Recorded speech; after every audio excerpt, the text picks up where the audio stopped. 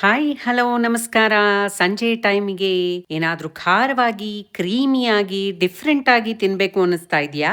ಯಾವಾಗ್ಲೂ ತಿನ್ನೋ white sauce pasta ಅಥವಾ ರೆಡ್ ಸಾಸ್ ಪಾಸ್ತಾ ತಿಂದು ತಿಂದು ಬೋರ್ ಆಗಿದೆಯಾ ನಿಮ್ಗೆ? ಹಾಗಾದ್ರೆ ಇಲ್ಲಿದೆ ಬನ್ನಿ. ಸ್ಪೆಷಲ್ ಆದ flavour packed peri peri pasta ಖಂಡಿತ ನಿಮಗೆ ಇಷ್ಟ ಆಗುತ್ತೆ. ಮೊದಲು ಒಂದು ಪಾತ್ರೆಯಲ್ಲಿ ಸ್ವಲ್ಪ ನೀರು ಇಟ್ಬಿಟ್ಟು ಅದು ಸ್ವಲ್ಪ ಬಿಸಿಯಾದ ನಂತರ ಅದಕ್ಕೆ ಸ್ವಲ್ಪ ಉಪ್ಪು, ಒಂದು ಸ್ವಲ್ಪ ಎಣ್ಣೆ ಹಾಕಿ, ಇಲ್ಲಿ ನಾನು ಫ್ಯೂಸಿಲಿ ಪಾಸ್ತಾ ಉಪಯೋಗಿಸ್ತಾ ಇದ್ದೀನಿ. ಅದನ್ನ ಹಾಕಿ ಅದು ಬೇಯೋದಕ್ಕೆ ಬಿಟ್ಟು ಬಿಡೋಣ. ಪಾಸ್ತಾ ಬೇಯೋ ಅಷ್ಟರಲ್ಲಿ ನಾವು ಈ ಕಡೆ ನಮ್ಮ ತರಕಾರಿಗಳನ್ನ ಕಟ್ ಮಾಡ್ಕೊಳ್ಳೋಣ. ಇಲ್ಲಿ ತರಕಾರಿಗಳನ್ನ ಸ್ವಲ್ಪ ದೊಡ್ಡ ದೊಡ್ಡ ಕ್ಯೂಬ್ಸ್ ಆಗಿ ಕಟ್ ಮಾಡ್ಕೊಳ್ಳೋಣ. ನಾನಿಲ್ಲಿ ವೀಟ್ ಫ್ಯೂಸಿಲಿ ಪಾಸ್ತಾ ತಗೊಂಡಿದ್ದೀನಿ. ಹಾಗಾಗಿ ನಿಮಗೆ ಇದು ಮಕ್ಕಳಿಗೆ ಕೊಡೋದಾದ್ರೂ ಇದು ಒಳ್ಳೆ ಪೌಷ್ಟಿಕವಾದ ತಿಂಡಿನೇ ಆಗುತ್ತೆ, ಜಂಕ್ ಆಗೋದಿಲ್ಲ. ತರಕಾರಿ ನಾನಿಲ್ಲಿ ಕ್ಯಾಪ್ಸಿಕಮ್, ಈರುಳ್ಳಿ, ಕ್ಯಾರೆಟ್ ಮತ್ತೆ ಕಾರ್ನ್ ತಗೊಂಡಿದ್ದೀನಿ. ಇದಲ್ಲದೆ ಬೇಕಾದ್ರೆ ಬ್ರೊಕೋಲಿ, ಸೀಸನ್ ಅಲ್ಲಿ ಬ್ರೊಕೋಲಿನೂ ಹಾಕೋಬಹುದು, ಮಶ್ರೂಮ್ಸ್ ಇಷ್ಟ ಇರೋರು ಮಶ್ರೂಮು ಹಾಕೋಬಹುದು. ನಿಮಗೆ ಯಾವ ತರಕಾರಿ ಇಷ್ಟನೋ ಅದನ್ನ ಹಾಕ್ಕೊಳ್ಳಿ. ತರಕಾರಿ ಎಲ್ಲ ಹಚ್ಚೋ ಅಷ್ಟೊತ್ತಿಗೆ ನೋಡಿ ಪಾಸ್ತಾನು ಕೂಡ ಬೆಂದಿದೆ. ಈ ಪಾಸ್ತಾ ಎಲ್ಲ ನಾವು ಒಂದು ಸ್ಟ್ರೈನರ್ ಇಟ್ಬಿಟ್ಟು ಅದನ್ನ ಸೋದಿಸ್ಕೊಳ್ಳೋಣ. ಪಾಸ್ತಾ ತುಂಬಾ ಬೆಂದ್ಬಿಟ್ರೆ ಅದು ಸಾಗಿ ಆಗ್ಬಿಡುತ್ತೆ. ಹಾಗಾಗಿ ಅದರ ಮೇಲೆ ತಕ್ಷಣ ನಾವು ತಣ್ಣೀರನ್ನ ಸುರಿದ್ಬಿಟ್ಟು ಅದರ ಬೇಯೋ ಪ್ರಾಸೆಸ್ನ ಅಲ್ಲೇ ಸ್ಟಾಪ್ ಮಾಡೋಣ.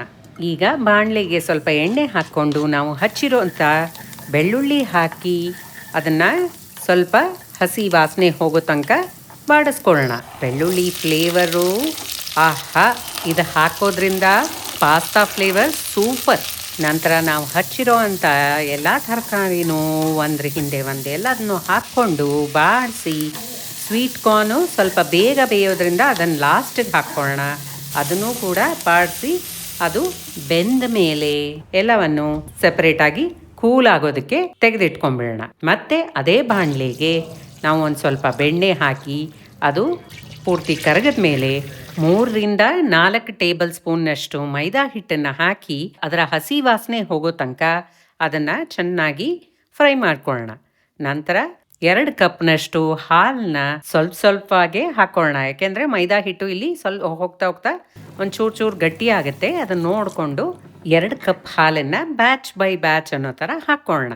ನೋಡಿ, ಈ ರೀತಿ ಸ್ಪ್ಯಾಚುಲಾಗೆ ಅದು ಥಿಕ್ಕಾಗಿ ಅಂಟ್ಕೊಂಡಾಗ ಸ್ವಲ್ಪ ಉಪ್ಪು ಮತ್ತು ಪೆರಿ ಪೆರಿ ಮಸಾಲಾನ ಹಾಕ್ಕೊಳ್ಳೋಣ. ಈ ಪೆರಿ ಪೆರಿ ಮಸಾಲ ಮನೇಲೇ ಮಾಡಿರೋ ಅಂಥದ್ದು. ಇದರ ರೆಸಿಪಿ ಬೇಕು ಅಂತ ಅಂದರೆ ನನ್ನ ಚಾನಲ್ ಚೆಕ್ ಮಾಡಿ. ಸಿಕ್ಲಿಲ್ಲ ಅಂತ ಅಂದರೆ ಪೆರಿ ಪೆರಿ ಅಂತ ಕಾಮೆಂಟ್ ಮಾಡಿ, ಲಿಂಕ್ ಕಳಿಸ್ತೀನಿ. ನಂತರ ಇಲ್ಲಿ ಟೊಮೆಟೊ ಕೆಚಪ್ ಹಾಕೊಳ್ತಾ ಇದ್ದೀನಿ. ಇದರಿಂದ ಈ ಟೇಸ್ಟು ಇನ್ನೂ ಎನ್ಹಾನ್ಸ್ ಆಗುತ್ತೆ.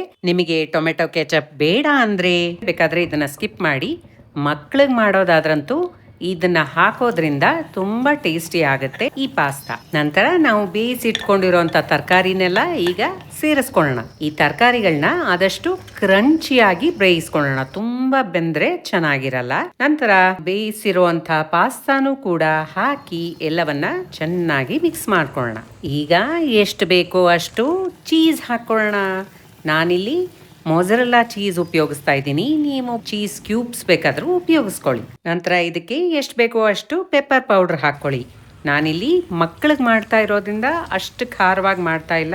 ನಿಮಗೆ ಖಾರ ಇಷ್ಟವಾದರೆ ನೀವು ಇನ್ನೂ ಜಾಸ್ತಿ ಬೇಕಾದರೆ ಹಾಕ್ಕೊಳ್ಳಿ. ಈ ಫ್ಲೇವರ್ ಎಲ್ಲ ಚೆನ್ನಾಗಿ ಹೊಂದ್ಕೊಳ್ಳೋದಕ್ಕೆ ನಮ್ಮ ಇಂಪಾರ್ಟೆಂಟ್ ಸ್ಟೆಪ್, ಇದನ್ನು ಸುಮಾರು 5 ನಿಮಿಷಗಳ ಕಾಲ ಮುಚ್ಚಿಟ್ಟ ನಂತರ ನೋಡಿ ಎಷ್ಟು ಚೀಸಿಯಾಗಿ, ಕ್ರೀಮಿಯಾಗಿ ರೆಡಿಯಾಗಿದೆ ನಮ್ಮ ಪೆರಿ ಪೆರಿ ಪಾಸ್ತಾ. ಕೇವಲ 10-15 ನಿಮಿಷದಲ್ಲಿ ಹೋಟೆಲ್ ಸ್ಟೈಲ್ನಲ್ಲಿ ಮನೆಯಲ್ಲೇ ಎಷ್ಟು ಸುಲಭವಾಗಿ ರೆಡಿ ಆಯಿತು ನೋಡಿದ್ರ. ಕೊನೆಗೆ ಇದ್ರ ಮೇಲೆ ರೆಡ್ ಚಿಲ್ಲಿ ಫ್ಲೇಕ್ಸ್, ಆರಿಗ್ಯಾನೋ ಮತ್ತೆ ಪೆರಿ ಪೆರಿ ಮಸಾಲ ಹಾಕಿ ಗಾರ್ನಿಷ್ ಮಾಡಿ ಸವಿದ್ರೆ ಖಂಡಿತ ಎಲ್ರಿಗೂ ಇಷ್ಟ ಆಗುತ್ತೆ. ನೀವು ಮಾಡ್ಕೊಳ್ಳಿ, ಮನೆಯವ್ರಿಗೂ ಮಾಡ್ಕೊಡಿ. ಹಾಗೆ ಹೇಗೆ ಬಂತು ಅಂತ ಖಂಡಿತ ತಿಳಿಸಿ.